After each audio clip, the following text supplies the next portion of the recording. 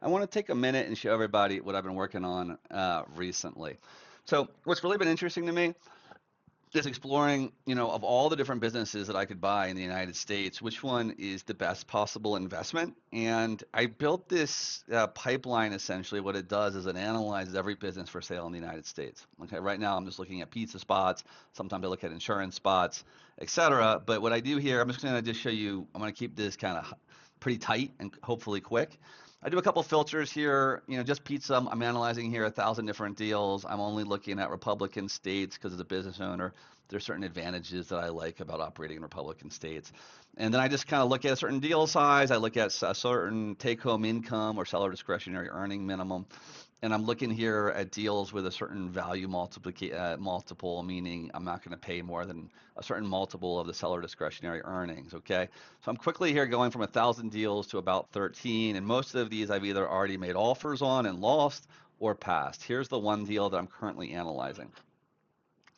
So the first thing I will do is I will do a quick check on this where I just look at, sure, I look at the ask, I look at all this.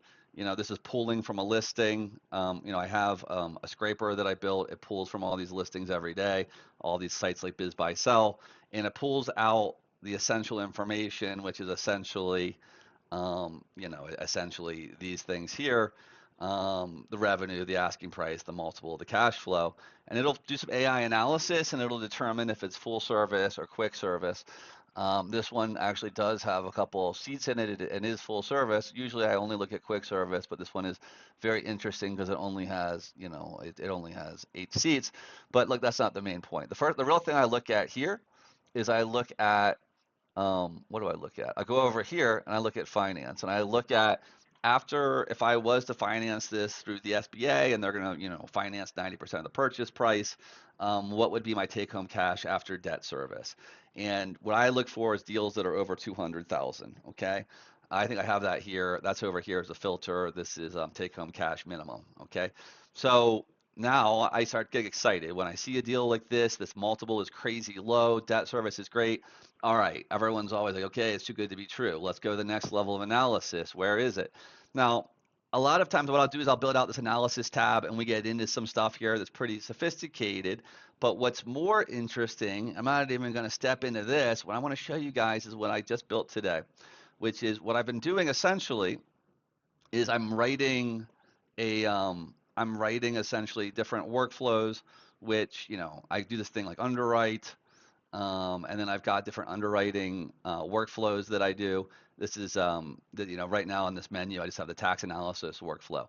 I'm not going to step through the whole workflow. It basically goes step by step, and it asks me certain questions about confirming certain things on the tax return.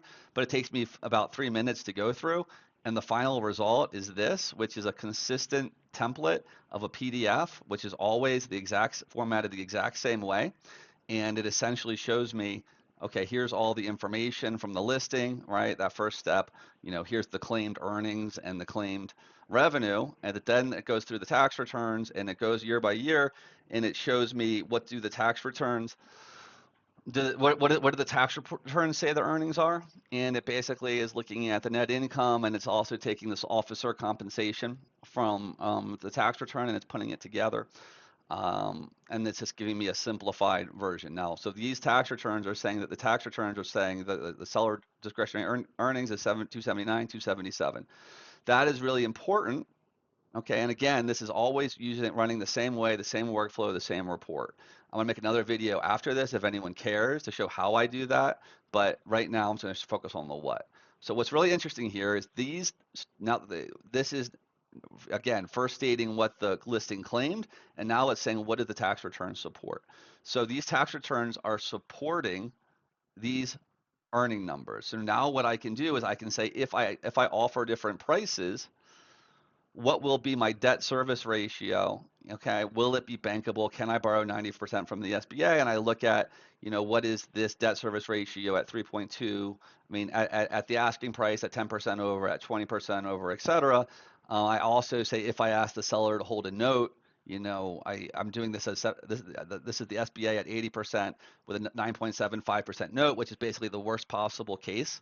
I'm actually going to improve upon this. But if I do a 10-year note at 9.75 and I ask the seller to hold a note at 10% at 7.5, here's what my debt service ratios look like. Now, you guys probably don't know, but the lender will do backflips when they see this because there's almost never a deal that has a ratio of this. So this again goes through this. It gives me all of these, does a quick revenue trend from the tax perspective, shows me that, in this case, revenue is growing. It says, and it just says, okay, bankability is high, and the verdict is go. There's also, and it discusses the difference between the claim and the tax support. Takes all this whole PDF, prints it up, automatically puts it right here in my Google Drive, and I just share this with my lender, and I'm off to the races. Hopefully you guys like that. Let me know what you think, and let me know if you want to see uh, more about how I build these workflows, because it is actually fairly sophisticated. The way that how the workflows actually work.